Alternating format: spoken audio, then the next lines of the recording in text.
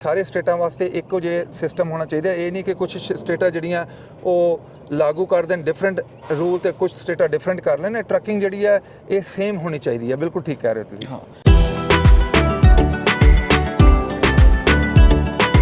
ਸਭ ਤੋਂ ਵੱਡੀ ਗੱਲ ਹੈ ਬ੍ਰੋਕਰ ਉਹ ਲੋਡ ਦੇਣ ਤੋਂ ਪਹਿਲਾਂ ਪੁੱਛ ਰਹੇ ਨੇ ਜੀ ਤੁਹਾਡਾ ਬੰਦਾ ਜਿਹੜਾ ਡਰਾਈਵਰ ਉਹ ਇੰਗਲਿਸ਼ ਬੋਲ ਸਕਦਾ। ਇਹ ਹੈਗਾ ਜੀ ਟਰੱਕ ਜਿਹੜਾ ਡਿਜੀਟਲ ਵਾਲਾ। ਇਹ ਦੇਖਣ ਨੂੰ ਬਹੁਤ ਸੋਹਣਾ ਲੱਗਦਾ, ਅੰਦਰੋਂ ਇਹਦੀ ਟੈਕਨੋਲੋਜੀ ਬੜੀ ਵਧੀਆ ਹੈ। ਅੰਦਰ ਜਿਵੇਂ ਆਈਪੈਡ ਹੁੰਦਾ ਇੱਦਾਂ ਟੱਚ ਸਕਰੀਨਾਂ ਲੱਗੀਆਂ ਨੇ।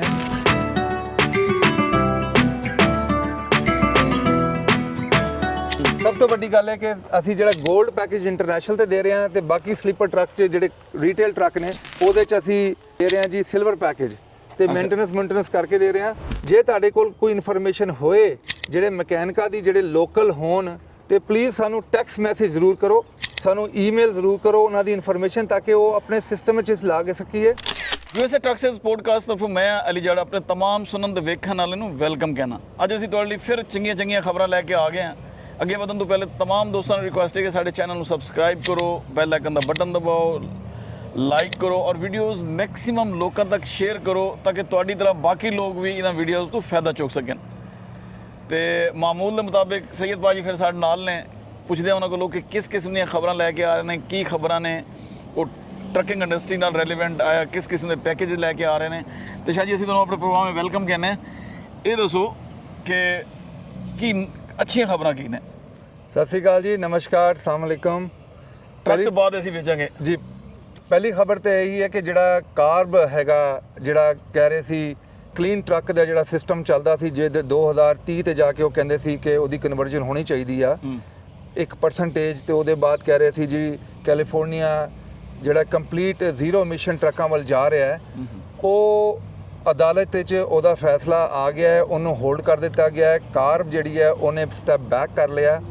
ਇਹ ਜਿਹੜਾ ਲਾ ਸੂਟ ਸੀਗਾ ਇਹ ਸੀਗਾ 16 ਸਟੇਟਾਂ ਨੇ ਕੀਤਾ ਸੀ ਟੂਗੈਦਰ। ਇਹਨੂੰ ਲੀਡ ਕਰ ਰਹੇ ਸੀ ਜਿਹੜੇ ਨਬਰਾਸਕਾ ਸਟੇਟ ਦੇ ਜਿਹੜੇ ਅਟਾਰਨੀ ਨੇ, ਸਟੇਟ ਦੇ ਅਟਾਰਨੀ, ਉਹ ਕਰ ਰਹੇ ਸੀ।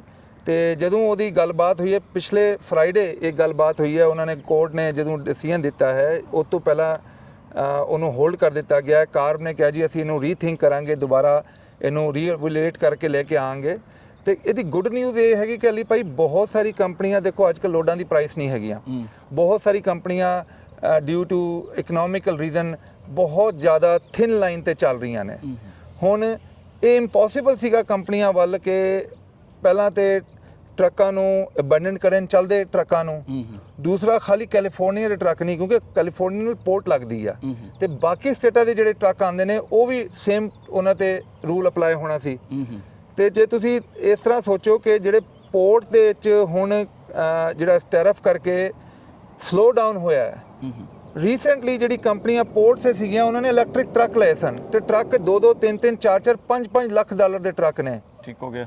ਹੁਣ ਅੱਗੇ ਪੋਰਟ ਦਾ ਜਿਹੜੇ ਇੰਟਰਨੈਸ਼ਨਲ ਜਿਹੜੀ ਕੰਮ ਆ ਰਿਹਾ ਸੀ ਪੋਰਟ ਦੇ ਉੱਤੇ ਉਹ ਕਹਿੰਦੇ ਜੀ 35 to 45% ਸਲੋ ਹੋ ਜਾਣਾ ਦਿਸ ਵੀਕ। ਇਸ ਤਰ੍ਹਾਂ ਤਾਂ ਉਹਨਾਂ ਨੂੰ ਇੰਸਟਾਲਮੈਂਟ ਦੇਣਾ ਵੀ ਮੁਸ਼ਕਿਲ ਹੋ ਗਿਆ। ਯਾਨੀ ਜਿਨ੍ਹਾਂ ਨੇ ਮੈਂ ਕਹਿੰਦਾ ਇੰਸਟਾਲਮੈਂਟ ਦੀ ਦੂਰ ਦੀ ਗੱਲ ਹੈ, ਉਹ ਤੇ ਲੋਕੀ ਬੈਂਕਰਪਸੀ ਕਰਨ ਸ਼ੁਰੂ ਕਰ ਦਿੱਤੀਆਂ ਤੇ ਫॉर ਦਾ ਟਾਈਮ ਬੀਇੰਗ ਵੱਡੀ ਕੰਪਨੀਆਂ ਜਿਹੜੀ ਵੀ ਹੈਗੀਆਂ ਉਹਨਾਂ ਨੇ ਵੀ ਆਪਣੇ ਡਰਾਈਵਰਾਂ ਨੂੰ ਲੇ ਆਫ ਕਰ ਦਿੱਤਾ। ਤੇ ਖਾਲੀ ਡਰਾਈਵਰ ਲੇ ਆਫ ਨਹੀਂ ਹੁੰਦੇ, ਪਿੱਛੇ ਬੈਕ ਆਫਿਸ 'ਚ ਵੀ ਬਹੁਤ ਸਾਰੇ ਲੋਕੀ ਬੈਠੇ ਹੁੰਦੇ, ਡਿਸਪੈਚਰ ਬੈਠੇ ਹੁੰਦੇ, ਉਹ ਬਹੁਤ ਜ਼ਿਆਦਾ ਉਹਦੇ 'ਚ ਰਿਪੋਰਟਾਂ ਤੇ ਲੇ ਆਫ ਸ਼ੁਰੂ ਹੋ ਗਿਆ। ਬਾਕੀ ਸ਼ਾਇਦ ਤੁਹਾਡੀ ਗੱਲ ਮੁਕੱਤਾ ਕਲਾਮੀ ਮੈਂ ਕਰ ਰਿਹਾ ਕਿ ਪਿਛਲੇ ਦਿਨਾਂ ਕੁਝ ਨੇ ਬੈਂਕਰਪਸੀ ਵੀ ਉਹ ਕੀਤੀ ਹੈ ਕੁਝ ਕਈ ਦਰਜਨਾਂ ਦੇ ਹਿਸਾਬ ਤੇ ਜੀ। ਉਹ ਬਹੁਤ ਸਾਰਾ ਹੋ ਰਿਹਾ, ਸਪੈਸ਼ਲੀ ਪੋਰਟਾਂ ਤੇ ਬਹੁਤ ਜ਼ਿਆਦਾ ਹੋ ਚੁੱਕਿਆ ਹੈ। ਤੇ ਮੈਂ ਉਹੀ ਐਕਸਪਲੇਨ ਕਰ ਰਿਹਾ ਕਿ ਹੁਣ ਕਾਰਬ ਨੂੰ ਜਿਹੜਾ ਇਹਨਾਂ ਨੇ ਹੋਲਡ ਲਾਇਆ ਉਹਦੀ ਵਜ੍ਹਾ ਤੋਂ ਬਹੁਤ ਜ਼ਿਆਦਾ ਬੈਨੀਫਿਟ ਹੋਏਗਾ ਕਿ ਸਪੈਸ਼ਲੀ ਜਿਹੜੇ ਸਾਡੇ ਮੋਸਟਲੀ ਸਾਡੇ ਕਮਿਊਨਿਟੀ ਦੇ ਜਿਹੜੇ ਸਟਰੈਂਥ ਆ ਉਹ ਹੈਗੇ ਸਮਾਲ ਫਲੀਟ ਜਾਂ ਓਨਰ ਬਿਲਡਰ, ਉਹਨਾਂ ਨੂੰ ਫਿਰ ਥੋੜ੍ਹੀ ਜਿਹੀ ਰਿਲੈਕਸੇਸ਼ਨ ਮਿਲ ਗਈ ਆ। ਉਹਨਾਂ ਨੂੰ ਆਪਣੇ ਆਪ ਨੂੰ ਇਲੈਕਟ੍ਰਿਫਾਈ ਵੱਲ ਨਹੀਂ ਲੈਣਾ ਪਏਗਾ ਫॉर ਟਾਈਮ ਵੀ। ਥੋੜੀ ਜਿਹੀ ਵਜ਼ਾਹਤ ਮਜ਼ੀਦ ਕਰੋ ਕਿ ਖਾਸ ਤੌਰ ਤੇ ਜਿਹੜੇ ਕੈਲੀਫੋਰਨੀਆ ਦੇ ਟਰੱਕਰਸ ਨੇ, ਓਨਰ ਆਪਰੇਟਰ ਨੇ ਜਾਂ ਡਰਾਈਵਰਸ ਨੇ, ਉਹਨਾਂ ਲਈ ਤਾਂ ਯਾਨੀ ਲਾਜ਼ਮੀ ਸੀ ਕਾਰ ਕੈਲੀਫੋਰਨੀਆ ਲਈ, ਤੇ ਬਾਕੀ ਜਿਹੜੇ ਇਸ ਸਟੇਟ ਜਾ ਰਹੇ ਸਨ ਉਹਨਾਂ ਨੇ ਵੀ ਲਾਜ਼ਮੀ ਹੋ ਗਿਆ ਕਿ ਜਾਂ ਹੁਣ ਕੀ ਕਿ ਸੇਮ ਲਾਅ ਕਰ ਦਿੱਤਾ ਸਾਰਿਆਂ ਨੇ, ਕੀ ਕਰਨਗੇ। ਦੇਖੋ ਜੀ ਕਾਰਬ ਜੇ ਅਸੀਂ ਆਪਾਂ ਗੱਲ ਕਰੀਏ ਨਾ ਦੋ ਚੀਜ਼ਾਂ ਆਪਾਂ ਅੰਡਰਸਟੈਂਡ ਕਰਨਾ। ਇੱਕ ਤੇ ਜਿਹੜਾ ਕਾਰਬ ਟੈਸਟਿੰਗ ਚੱਲਦਾ ਜਿਹਨੂੰ ਕਹਿੰਦੇ IM ਟੈਸਟਿੰਗ, ਜਿਹੜਾ ਕਲੀਨ ਟਰੱਕ ਟੈਸਟਿੰਗ ਆ, ਉਹ ਤੇ ਵੈਲਿਡ ਆ। ਆਪਾਂ ਉਹਦੀ ਗੱਲ ਨਹੀਂ ਕਰ ਰਹੇ। ਅੱਛਾ, ਆਪਾਂ ਕਰ ਰਹੇ ਗੱਲ ਐਡਵਾਂਸ ਸਰਟੀਫਾਈਡ ਕਲੀਨ ਟੈਸਟ ਦੀ, ਜਿਹੜੀ ਬੇਸਿਕਲੀ ਟਰੱਕਾਂ ਨੂੰ ਲੈ ਕੇ ਜਾਣਾ ਸੀ ਟੂਵਰਡਸ ਜ਼ੀਰੋ ਐਮਿਸ਼ਨ, ਜਿਹਨੂੰ ਤੁਸੀਂ ਇਲੈਕਟ੍ਰਿਕ ਟਰੱਕ ਕਹਿ ਰਹੇ ਹੋ ਜਾਂ ਹਾਈਡਰੋਜਨ ਟਰੱਕ ਕਹਿ ਰਹੇ ਹੋ। 2030 ਤੱਕ ਮੇਰੇ ਖਿਆਲ ਟਾਰਗੇਟ ਸੀ ਉਹ 2030 ਤੱਕ ਉਹਨਾਂ ਨੇ ਕਿਹਾ ਸੀ ਕੁਝ ਪਰਸੈਂਟੇਜ ਟਰੱਕਾਂ ਦੀ ਜਿਹੜੀ ਹੈ ਉਹ ਚੇਂਜ ਹੋ ਜਾਣੀ ਚਾਹੀਦੀ ਹੈ, ਤੇ ਅੱਗੇ ਜਿਹੜਾ ਉਹਨਾਂ ਨੇ ਟਾਈਮ ਲਾਈਨ ਦਿੱਤੀ 235 ਤੱਕ ਜਿਹੜੀ ਹੈ ਉਹ ਸਾਰੇ ਮਤਲਬ ਹੁਣ ਮੇਰੇ ਯਾਦਾਸ਼ਤ ਇੰਨੀ ਨਹੀਂ ਹੈਗੀ, ਪਰ ਉਹਨਾਂ ਨੇ ਕਿਹਾ ਸੀ ਜਿਹੜੀ ਅਦਾਲਤ ਨੇ ਗੱਲ ਕੀਤੀ ਉਹ ਕਹਿੰਦੇ ਕਿ ਪਹਿਲੀ ਗੱਲ ਤੇ ਤੁਸੀਂ ਜਿਹੜਾ ਇੰਨੀ ਜਲਦੀ ਫੋਰਸ ਕਰ ਰਹੇ ਹੋ ਉਹਦੇ ਵਾਸਤੇ ਇਨਫਰਾਸਟ੍ਰਕਚਰ ਹੀ ਨਹੀਂ ਹੈਗਾ। ਬਿਲਕੁਲ ਐਵੇਂ। ਦੂਸਰੀ ਗੱਲ ਟੈਕਨੋਲੋਜੀ ਉਸ ਲੈਵਲ ਤੇ ਗਈ ਨਹੀਂ ਆ। ਆਪਾਂ ਵੀ ਇੱਕ ਇਲੈਕਟ੍ਰਿਕ ਟਰੱਕ ਚੈੱਕ ਕਰਕੇ ਆਈ ਸੀ, ਬਿਲਕੁਲ ਐਵੇਂ। ਤੇ ਤੁਸੀਂ ਪਤਾ ਹੈ ਉਹਦਾ ਆਪਣਾ ਟਰੱਕ ਦਾ weight ਬਹੁਤ ਸੀਗਾ, ਫਿਰ ਉਹਦੀ ਇੰਨੀ ਰੇਂਜ ਨਹੀਂ ਸੀਗੀ, ਫਿਰ ਉਹਦੇ ਬਾਅਦ ਬੰਕ ਵੀ ਨਹੀਂ ਸੀਗਾ ਉਹਦੇ ਅੰਦਰ, ਹੈ ਜੀ। ਤੇ ਇਦਾਂ ਦੀ ਬਹੁਤ ਸਾਰੀ ਚੀਜ਼ਾਂ ਨੇ ਜਿਹੜੀਆਂ ਉਹ ਹੁਣ ਟੈਕਨੋਲੋਜੀ ਉਸ ਲੈਵਲ ਤੇ ਨਹੀਂ ਗਈ। ਪਲੱਸ ਇਕਨੋਮਿਕਲ ਕੰਡੀਸ਼ਨ ਉਹ ਨਹੀਂ ਹੈਗੀ ਕਿ ਜਿੰਨੇ ਅੱਜ ਕੱਲ੍ਹ ਡਰਾਇਰ ਲੋਡ ਤੁਹਾਨੂੰ ਪਤਾ ਹੈ $90 ਦਾ ਚੱਲਦਾ ਹੈ। $90 ਦੇ ਉੱਤੇ ਜਿਹੜਾ ਮੋਸਟਲੀ ਕੰਪਨੀ ਦਾ ਖਰਚਾ ਉਹ $60 ਤੋਂ ਲੈ ਕੇ $2.10 ਕੰਪਨੀ ਦਾ ਖਰਚਾ।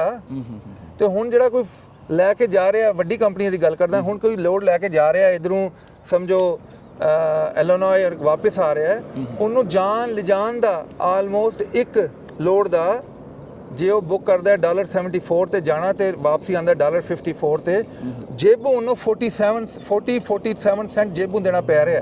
ਦੇਖੋ ਨਾ ਕੋਰਟ ਵੀ ਸ਼ਾਹ ਜੀ ਸਾਹਿਬ ਸਾਰੇ ਸਰਕਮਸਟੈਂਸਸ ਨੂੰ ਸਾਹਮਣੇ ਰੱਖ ਕੇ ਡਿਸੀਜਨ ਦਿੱਤਾ ਨਾ ਕਿ ਭਈ ਸਾਰੇ ਦੀ ਇਕੁਐਲਿਟੀ ਹੋਣੀ ਚਾਹੀਦੀ ਹੈ, ਬਜਾਏ ਕਿ ਇੱਕ ਸਟੇਟ ਇੰਪਲੀਮੈਂਟ ਕਰਾਵੇ ਬਾਕੀ। ਜੀ ਉਹਨਾਂ ਨੇ ਬਿਲਕੁਲ ਇਹ ਸੇਮ ਗੱਲ ਕੀਤੀ ਹੈ ਕਿ ਜਿਹੜੇ ਤੁਸੀਂ ਫੈਡਰਲ ਹੋਣਾ ਚਾਹੀਦਾ ਹੈ, ਸਾਰੇ ਸਟੇਟਾਂ ਵਾਸਤੇ ਇੱਕੋ ਜਿਹੇ ਸਿਸਟਮ ਹੋਣਾ ਚਾਹੀਦਾ। ਇਹ ਨਹੀਂ ਕਿ ਕੁਝ ਸਟੇਟਾਂ ਜਿਹੜੀਆਂ ਉਹ ਲਾਗੂ ਕਰ ਦੇਣ ਡਿਫਰੈਂਟ ਰੂਲ ਤੇ ਕੁਝ ਸਟੇਟਾਂ ਡਿਫਰੈਂਟ ਕਰ ਲੈਣ। ਟਰੱਕਿੰਗ ਜਿਹੜੀ ਹੈ ਇਹ ਸੇਮ ਹੋਣੀ ਚਾਹੀਦੀ ਹੈ। ਬਿਲਕੁਲ ਠੀਕ ਕਹਿ ਰਹੇ ਹੋ ਤੁਸੀਂ। ਹਾਂ ਅੱਛਾ ਜੀ, ਇਹ ਤੇ ਚਲੋ ਕਾਰ ਦੀ ਗੱਲ ਹੋ ਗਈ। ESL ਦੇ ਹਵਾਲੇ ਨਾਲ ਕੀ ਹੋ ਰਿਹਾ, ਕਿਉਂਕਿ ਡੇਟ ਹੁਣ ਕੰਮ ਆਉਂਦੀ ਜਾ ਰਹੀ ਹੈ, 5 ਜੁਲਾਈ ਤੋਂ ਇੰਪਲੀਮੈਂਟੇਸ਼ਨ ਹੋਣੀ ਹੈ। 25 ਜੂਨ ਤੋਂ ਜੀ। 25 ਜੂਨ ਤੋਂ ਸੌਰੀ, 5 ਜੂਨ ਆਲਮੋਸਟ ਆ ਗਿਆ। ਕੁਝ ਦਿਨ ਰਹਿ ਗਏ ਨੇ। ਹਾਂ ਪਹਿਲੀ ਗੱਲ ਤੇ ਕਿ ਮੇਰੀ ਰਿਕਮੈਂਡੇਸ਼ਨ ਇਹੀ ਹੋਏਗੀ ਕਿ ਇਹਦਾ ਆਪਾਂ ਬੈਨੀਫਿਟ ਚੱਕੀਏ, ਕਿਉਂਕਿ ਜੇ ਕਿਸੇ ਚੀਜ਼ ਨੂੰ ਤੁਸੀਂ ਨੈਗੇਟਿਵ ਸਮਝਦੇ ਹੋ ਨਾ, ਉਹ ਨੈਗੇਟਿਵ ਨਹੀਂ ਹੁੰਦੀ, ਉਹ ਪੋਜ਼ਿਟਿਵ ਹੁੰਦੀ ਆ। ਹੁਣ ਦੇਖੋ ਜਦੋਂ ELD ਮੈਨੀਡੇਟ ਆਇਆ, ਇਲੈਕਟ੍ਰੋਨਿਕ ਡਿਵਾਈਸਿਸ ਲੱਗੀਆਂ ਟਰੱਕਾਂ ਦੇ, ਉਹਦਾ ਸਾਨੂੰ ਲੌਂਗ ਰਨ 'ਚ ਫਾਇਦਾ ਹੀ ਹੋਇਆ। ਬਿਲਕੁਲ ਐਵੇਂ। ਜੇ ਤੁਸੀਂ ਹੁਣ ਦੂਸਰੇ ਪਾਸੇ ਦੇਖਦੇ ਹੋ ਇੰਗਲਿਸ਼ ਲਰਨਿੰਗ ਪ੍ਰੋਫੈਸ਼ਨਸੀ ਦਾ, ਉਹ ਆਪਣੇ ਵਾਸਤੇ ਥੋੜਾ ਈਜ਼ੀ ਹੈਗਾ ਅਡਾਪਟ ਕਰਨਾ। ਮੈਂ ਤਾਂ ਕਹਾਂਗਾ 90% ਜਿਹੜੇ ਆਪਣੇ ਕਮਿਊਨਿਟੀ ਦੇ ਲੋਕ ਨੇ ਉਹਨਾਂ ਦੀ ਇੰਗਲਿਸ਼ ਇੰਨੀ ਹੈਗੀ ਕਿ ਉਹ ਕਮਿਊਨੀਕੇਟ ਕਰ ਜਾਂਦੇ ਨੇ। ਜਿਹੜੇ 10% ਨਹੀਂ ਹੈਗੇ, ਮੈਂ ਐਗਜ਼ਾਮਪਲ ਦੇ ਰਿਹਾ, ਮੈਨੂੰ ਐਗਜ਼ੈਕਟ ਇਹ ਮੇਰੀ ਆਪਣੀ ਫੀਲਿੰਗ ਹੈਗੀ, ਮੇਰੀ ਆਪਣੀ ਹੈਗੀ ਕਿ 10% ਆਲਮੋਸਟ ਸਾਡੇ ਹੋਣੇ ਜਿਹੜੇ ਇੰਨੇ ਕਲੀਅਰ ਨਹੀਂ ਹੋਣੇ ਕਮਿਊਨੀਕੇਟ ਕਰਦੇ। ਤੇ ਉਹਨਾਂ ਨੂੰ ਚਾਹੀਦਾ ਹੈ ਕਿ ਸਭ ਤੋਂ ਪਹਿਲਾਂ ਉਹਦੀ ਲਰਨਿੰਗ ਲੈਣ YouTube 'ਚ।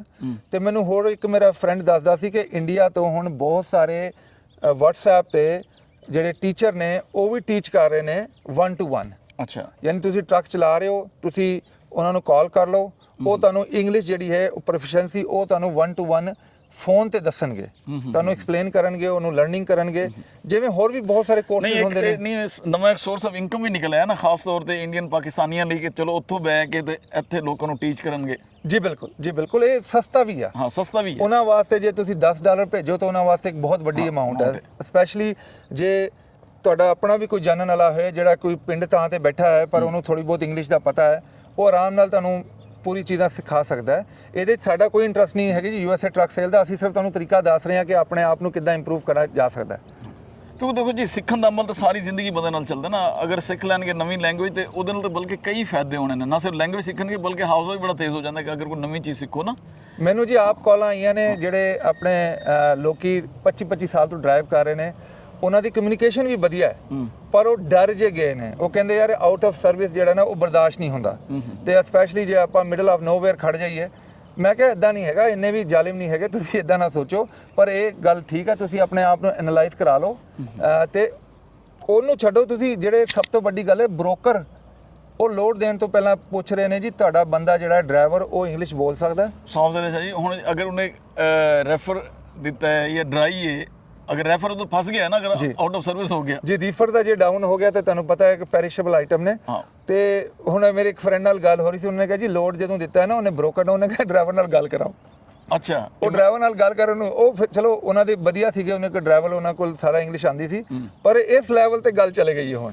ਯਾਨੀ ਫਿਰ ਮੁਸ਼ਕਲਾਂ ਵੱਧ ਰਹੀਆਂ ਨੇ। ਅਗਰ ਇਹ ਨਹੀਂ ਸਮਝਣਗੇ, ਨਹੀਂ ਸਿੱਖਣਗੇ ਤੇ ਫਿਰ ਪ੍ਰੋਬਲਮ ਵਧੇਗਾ। ਇਹਦਾ ਦੂਸਰੀ ਸਾਈਡ ਦੇਖੋ ਜੀ, ਇਹਦੇ ਤੋਂ ਬੈਨੀਫਿਟ ਵੀ ਬਹੁਤ ਹੋਏਗਾ ਸਾਡੀ ਕਮਿਊਨਿਟੀ ਨੂੰ। ਚਲੋ ਮੈਂ ਇੱਕ ਐਗਜ਼ਾਮਪਲ ਦੇ ਰਿਹਾ, ਮੇਰੀ ਆਪਣੀ ਹੈਗੀ ਕਿ 10% ਸਾਨੂੰ ਇੱਕ ਪ੍ਰੋਬਲਮ ਆ ਸਕਦੀ ਹੈ, ਉਹਦੇ 'ਚ ਵੀ ਜਿਹੜੇ ਕਮਿਊਨੀਕੇਟ ਬਹੁਤ ਸਾਰੇ ਲੋਕੀ ਕਰ ਸਕਦੇ ਨੇ ਤੇ ਜਿਹੜੇ ਹਾਰਡਕੋਰ ਜਿਹੜੇ ਜਿਨ੍ਹਾਂ ਨੂੰ ਬਿਲਕੁਲ ਨਹੀਂ ਕਮਿਊਨੀਕੇਸ਼ਨ ਆਉਂਦੀ ਉਹਨਾਂ ਦੀ ਪਰਸੈਂਟੇਜ ਬਹੁਤ ਘੱਟ ਹੋਣੀ। ਲੇਕਿਨ ਫਿਰ ਵੀ ਅੱਛਾ ਜੀ ਆ ਰਿਹਾ ਹੈ ਕਿ ਉਹ ਤਕਰੀਬਨ 10% ਉਹ ਓਵਰਆਲ ਦੀ ਗੱਲ ਕਰ ਰਹੇ ਓਵਰਆਲ ਦੀ, ਯਾਨੀ 3 ਮਿਲੀਅਨ ਅਗਰ ਡਰਾਈਵਰਸ ਨੇ 10% ਨਿਕਲ ਜਾਂਦੇ 3 ਲੱਖ ਤੇ ਸਿੱਧੇ ਸਿੱਧੇ ਨਿਕਲ ਗਿਆ ਨਾ। ਪਰ ਇਹ ਸੋਚੋ ਨਾ ਉਹਦਾ ਬੈਨੀਫਿਟ ਕਿੰਨਾ ਹੈਗਾ। ਹਾਂ ਜੇ ਹੋਰ ਕਮਿਊਨਿਟੀਆਂ ਨੇ ਜਿਵੇਂ ਮੈਕਸੀਕਨ ਕਮਿਊਨਿਟੀ ਹੈ ਜਾਂ ਰਸ਼ੀਅਨ ਕਮਿਊਨਿਟੀ ਹੈ ਚਾਈਨੀਜ਼ ਕਮਿਊਨਿਟੀ ਹੈ ਉਹ ਜੇ ਨਹੀਂ ਕਰ ਪਾਉਂਦੀ ਉਹਨਾਂ ਦੇ ਡਰਾਈਵਰ ਜਿਹੜੇ ਆਫ ਹੋ ਜਾਂਦੇ ਨੇ ਤੇ ਫਿਰ ਤੁਹਾਨੂੰ ਪਤਾ ਹੈ ਕਿ ਡਿਮਾਂਡ ਐਂਡ ਸਪਲਾਈ ਤੁਹਾਡੇ ਲੋਡਾਂ ਦੀ ਪ੍ਰਾਈਸ ਵੱਧ ਜਾਣੀ। ਅੱਛਾ ਜੀ ਲੋਡਾਂ ਦੀ ਵਜ੍ਹਾ ਕਿ ਇੱਕ ਹੋਰ ਜਿਹੜਾ ਫਾਇਦਾ ਹੈ ਨਾ ਲੈਂਗੁਏਜ ਸਿੱਖਣ ਦਾ, ਜਿਹੜੀਆਂ ਵੱਡੀਆਂ ਕੰਪਨੀਆਂ ਵੱਡੇ ਫਲੀਟ ਨੇ ਉਹ ਵੀ ਚੁੱਕ ਲੈਣਗੇ ਐਸੇ ਲੋਕ, ਕਿਉਂਕਿ ਦੇਖੋ ਜਦੋਂ ਸ਼ਾਰਟੇਜ ਹੋਏਗੀ ਉਹਨਾਂ ਨੂੰ ਤਾਂ ਬੰਦੇ ਚਾਹੀਦੇ ਨੇ। ਦੇਖੋ ਟਰੱਕਾਂ ਦੀ ਸ਼ਾਰਟੇਜ ਸੀ ਕਿ ਅਸੀਂ ਲਾਈਨਾਂ ਲਾ ਦਿੱਤੀਆਂ ਨੇ, ਹੋਰ ਟਰੱਕ ਰਸਤੇ 'ਚ ਨੇ ਤੇ ਸਾਡੇ ਕੋਲ ਲੋ ਮਾਈਲੇਜ ਦੇ ਟਰੱਕ ਵੀ ਹੈਗੇ। ਮਤਲਬ 2022 ਦੇ ਲੋਕਲ ਫਲੀਟ ਚੱਲੇ, ਕੈਲੀਫੋਰਨੀਆ ਦੇ ਲੋਕਲ ਫਲੀਟ ਚੱਲੇ। ਮੈਂ ਆਪ ਫਲੀਟ ਦਾ ਮੇਰੇ ਫਰੈਂਡ ਨੇ ਉਹਨਾਂ ਦੇ ਸਾਡੇ ਕੋਲ 2,40,000 ਚੱਲੇ ਟਰੱਕ ਆ ਗਏ।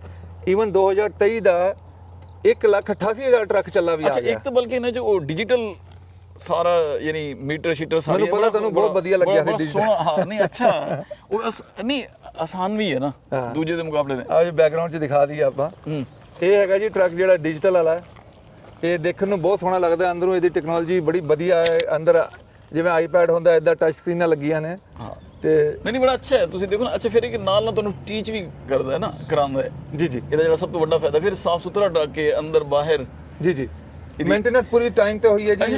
EW4 ਵਾਰੰਟੀਆਂ ਲੱਗੀਆਂ ਨੇ। ਅੱਛਾ ਵਾਰੰਟੀਆਂ ਲੱਗੀਆਂ ਨੇ ਇਹਦੇ। ਜੀ ਜੀ ਤੇ ਪ੍ਰਾਈਸ ਦੇ ਵੱਲ ਨਾਲ ਗੱਲ ਕਰੀਏ ਤੇ ਉਹ ਕਿਸ ਰੇਂਜ ਤੱਕ ਜਾਂਦੇ ਨੇ ਇਹ ਟਰੱਕ? ਪ੍ਰਾਈਸ ਜੀ 1,20,000 ਤੋਂ ਲੈ ਕੇ 1,40,000 ਤੱਕ ਹੈਗੀ ਆ ਜਿਹੜੀ ਅਸੀਂ ਬੈਸਟ ਪ੍ਰਾਈਸ ਲਾ ਰਹੇ ਹਾਂ ਕੈਲੀਫੋਰਨੀਆ ਤੇ। ਇਹ ਜਿਹੜੇ ਟਰੱਕ ਨੇ ਦੋ ਜਿਹਦੀ ਗੱਲ ਕਰ ਰਹੇ ਹਾਂ, ਇਹ ਬੈਂਕ ਦੇ ਚੱਕੇ ਟਰੱਕ ਨਹੀਂ ਹੈਗੇ, ਇਹ ਆਕਸ਼ਨ ਦੇ ਟਰੱਕ ਨਹੀਂ ਹੈਗੇ, ਇਹ ਫੁੱਲੀ ਮੇਨਟੇਨ ਟਰੱਕ ਨੇ। ਸਾਰੀ ਮੇਨਟੇਨੈਂਸ ਜਿਹੜੀ ਹੈ ਭਾਈ ਦੇ ਆਪਣੇ ਯਾਰਡ 'ਚ ਹੋਈ ਆ। ਤੇ ਜੇ ਤੁਸੀਂ ਦੇਖੋਗੇ ਤੁਹਾਨੂੰ ਮਤਲਬ ਇਹਦੇ 'ਚ ਕੋਈ ਇਹ ਪਲੱਸ ਇਹ ਲੋਡਡ ਟਰੱਕ ਨੇ, ਮਤਲਬ ਓਨਰ ਆਪਰੇਟਰ ਪੈਕੇਜ ਨੇ, ਇਹ ਪੂਰੇ ਲੋਡਡ ਟਰੱਕ ਨੇ ਜੀ।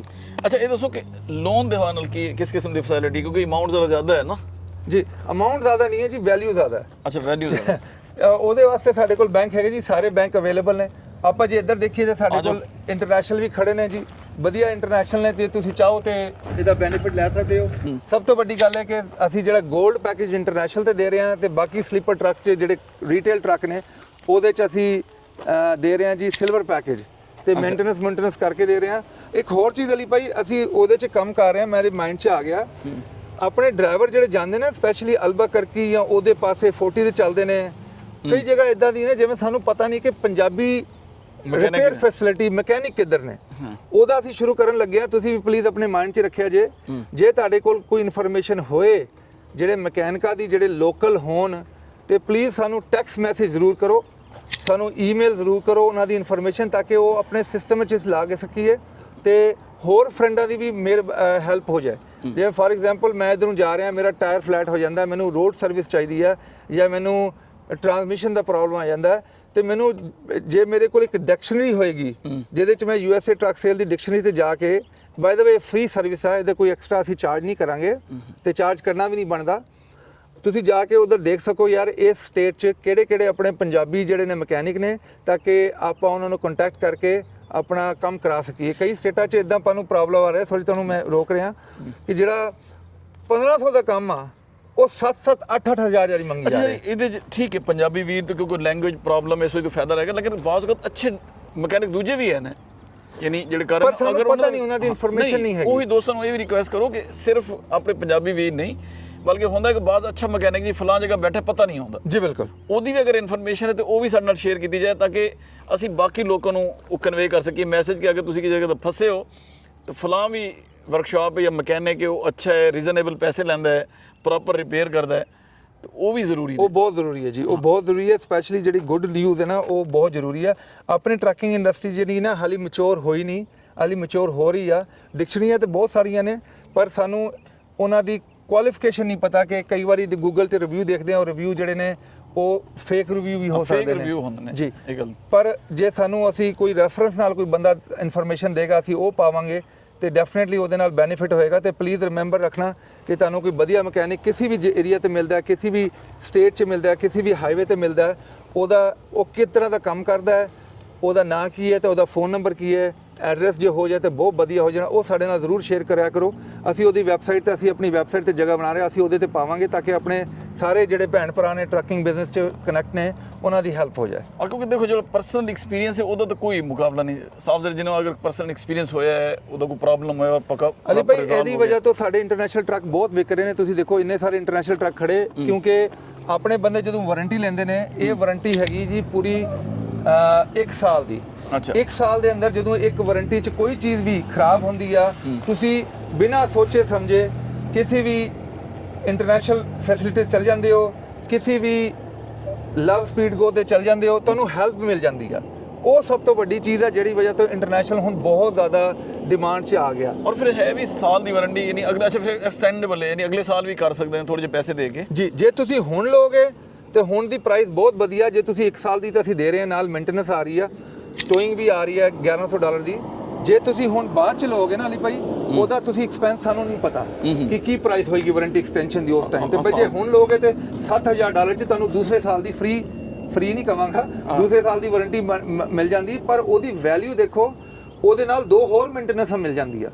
ਜੇ ਤੁਸੀਂ 7000 ਐਡ ਕਰ ਰਹੇ ਹੋ, ਉਹਦੇ ਚ ਤੁਹਾਨੂੰ 1 ਸਾਲ ਦੀ ਵਾਰੰਟੀ ਹੋਰ ਜੁੜ ਗਈ, ਯਾਨੀ 2 ਸਾਲ ਲਈ ਤੁਸੀਂ ਟੈਨਸ਼ਨ ਫ੍ਰੀ ਹੋ ਗਏ ਹੋ। ਪਲੱਸ 5 ਮੇਨਟੇਨੈਂਸ ਹੋ ਗਈਆਂ। ਖਾਲੀ ਮੇਨਟੇਨੈਂਸ ਜਿਹੜੀਆਂ ਨੇ ਉਹ $3600 ਦੀ ਹੋ ਗਈਆਂ। ਫਿਰ ਹਰ ਅਕਰਿੰਸ ਦੇ ਟੋਇੰਗ ਵੀ ਹੈ 1100 ਦੀ। ਹਾਂ 11 ਦੀ ਟੋਇੰਗ ਵੀ ਆ, ਪਰ ਮੇਨਟੇਨੈਂਸ ਜਿਹੜੀ ਅਲੀ ਭਾਈ ਉਹ 5000 ਦੀ ਹੋ ਗਈ। ਨਹੀਂ ਸਰ, ਜ਼ਿਆਦਾ ਹੋ ਗਈ, 3600 ਦੀ ਹੈ। 36 72 ਨਹੀਂ 1200 ਦੀ ਮੇਨਟੇਨੈਂਸ ਹੈ ਤੇ 5 ਮੇਨਟੇਨੈਂਸ ਹੋ ਗਈਆਂ। ਕਿੰਨੀ ਹੋ ਗਈਆਂ? 60 6000 ਦੀ। $6000 ਯਾਨੀ ਉਹਨੇ ਪੈਸੇ, ਜਿੰਨੇ ਪੈਸੇ ਤੁਸੀਂ ਦੇਣੇ ਨੇ ਉਹੀ ਮੇਨਟੇਨੈਂਸ ਲੱਗ ਆਲਮੋਸਟ ਉਹਨੇ ਹੋ ਗਏ, ਫਿਰ ਤੁਹਾਨੂੰ ਯਾਨੀ ਜ਼ੀਰੋ ਹੋ ਗਈ ਜੀ, ਬਿਲਕੁਲ ਇੱਕ ਤਰ੍ਹਾਂ ਦੀ ਵਾਰੰਟੀ। ਤੇ ਇਹਦੀ ਬੈਨੀਫਿਟ ਲੈਣਾ ਚਾਹੀਦਾ। ਤੇ ਇਹਦੀ ਵਜ੍ਹਾ ਤੋਂ ਅਸੀਂ ਸੇਮ ਥਿੰਗ ਲਰਨ ਕਰ, ਦੇਖੋ ਆਪਾਂ ਲਰਨ ਕਰਕੇ ਆਪਣੇ ਆਪ ਨੂੰ ਇੰਪਰੂਵ ਕਰ ਰਹੇ ਹਾਂ। ਜਦੋਂ ਆਪਾਂ ਲਰਨ ਕੀਤਾ ਕਿ ਯਾਰ ਇਹ ਵਾਰੰਟੀਆਂ ਦਾ ਬਹੁਤ ਬੈਨੀਫਿਟ ਹੈਗਾ, ਹੁਣ ਅਸੀਂ ਜਿੰਨੇ ਵੀ ਵੀਰ ਨੇ ਉਹਨਾਂ ਤੋਂ ਹੈਲਪ ਕਰਨੀ ਚਾਹੀਦੀ ਹੈ ਕਿ ਭਾਈ ਜਿਹੜੇ ਤੁਹਾਨੂੰ ਚੰਗੇ ਮਕੈਨਿਕ ਮਿਲਦੇ ਹੋ ਉਹਨਾਂ ਦੀ ਇਨਫੋਰਮੇਸ਼ਨ ਦਿਓ। ਅਸੀਂ ਆਪਣੀ ਵੈਬਸਾਈਟ ਤੇ ਰੱਖਾਂਗੇ ਤਾਂ ਕਿ ਬਾਕੀਆਂ ਸਭ ਦਾ ਵੀ ਭਲਾ ਹੋਏ ਤੇ ਤੁਹਾਡਾ ਵੀ ਭਲਾ ਹੋਏ। ਠੀਕ ਹੋ ਗਿਆ ਜੀ, ਥੈਂਕ ਯੂ ਸ਼ਾਹ ਜੀ। ਉਮੀਦ ਹੈ ਇਹ ਸਾਡਾ ਤੁਹਾਨੂੰ ਪ੍ਰੋਗਰਾਮ ਪਸੰਦ ਹੋਏਗਾ। ਸਾਡੇ ਵੀਰਾਂ ਨੂੰ, ਸਾਨੂੰ ਤੁਹਾਡੇ ਫੀਡਬੈਕ ਦਾ ਇੰਤਜ਼ਾਰ ਰਹੇਗਾ। ਫਿਰ ਉਹੀ ਗੱਲ ਮੈਂ ਕਰਾਂਗਾ ਜਿਹੜੀ ਸ਼ਾਹ ਜੀ ਨੇ ਕੀਤੀ ਹੈ ਕਿ ਅਗਰ ਕਿਸੇ ਦੋਸਤ ਕੋਲੋਂ ਜਾਂ ਡਰਾਈਵਰ ਕੋਲੋਂ ਅਗਰ ਕਿਸੇ ਮਕੈਨਿਕ ਦਾ ਐਡਰੈਸ ਹੈ, ਫੋਨ ਨੰਬਰ ਹੈ, ਕੰਟੈਕਟ ਨੰਬਰ, ਕੋਈ ਵੀ ਤਰੀਕਾ ਹੈ ਰਾਬਤੇ ਦਾ, ਤਾਂ ਉਹ ਸਾਨੂੰ ਲਾਜ਼ਮੀ ਸ਼ੇਅਰ ਕਰੋ ਤਾਂ ਕਿ ਅਸੀਂ ਆਪਣੀ ਵੈਬਸਾਈਟ ਤੇ ਉਹ ਸਾਰੀ ਇੱਕ ਡਿਕਸ਼ਨਰੀ ਬਣਾ ਕੇ ਰੱਖੀਏ ਤੇ ਬਾਕੀ ਲੋਕਾਂ ਦਾ ਵੀ ਫਾਇਦਾ ਹੋਵੇ, ਤੁਹਾਡਾ ਵੀ ਫਾਇਦਾ ਹੋਵੇ। ਬਾਅਦ ਵਿੱਚ ਤੁਸੀਂ ਜਦੋਂ ਸਫ਼ਰ ਸਟਕ ਹੁੰਦੇ ਤਾਂ ਫਿਰ ਜ਼ਿਆਦਾ ਤਕਲੀਫ ਦੇ ਹੁੰਦਾ ਹੈ, ਫਿਰ ਪੈਸੇ ਵੀ ਐਕਸਟਰਾ ਲੱਗਦੇ ਨੇ। ਤੇ ਉਮੀਦ ਹੈ ਤੁਹਾਨੂੰ ਸਾਡੀ ਵੀਡੀਓ ਪਸੰਦ ਆਏਗੀ। ਸਾਨੂੰ ਤੁਹਾਡੇ ਫੀਡਬੈਕ ਦਾ ਇੰਤਜ਼ਾਰ ਰਹੇਗਾ। ਅਗਰ ਤੁਸੀਂ ਟਰੱਕ ਲੈਣੇ ਨੇ ਤਾਂ ਫਿਰ ਉਹਦੇ ਲਈ ਅਸੀਂ ਹਾਜ਼ਰ ਹਾਂ।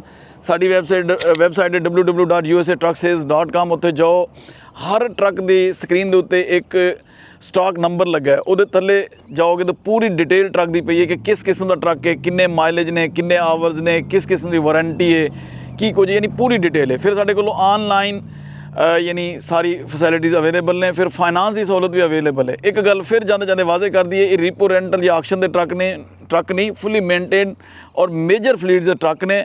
ਤੁਸੀਂ ਲਓ ਔਰ ਇੰਜੋਏ ਕਰੋ। ਸਾਨੂੰ ਤੁਹਾਡੇ ਫੀਡਬੈਕ ਦਾ ਇੰਤਜ਼ਾਰ ਹੈ ਕਿ ਹੁਣ ਤੱਕ ਇੰਨਾ ਹੀ। ਰੱਬ ਰਾਖਾ, ਆਪਣੀ ਫੈਮਿਲੀ ਦਾ ਖਿਆਲ ਰੱਖਣਾ। ਸ਼ੁਕਰੀਆ।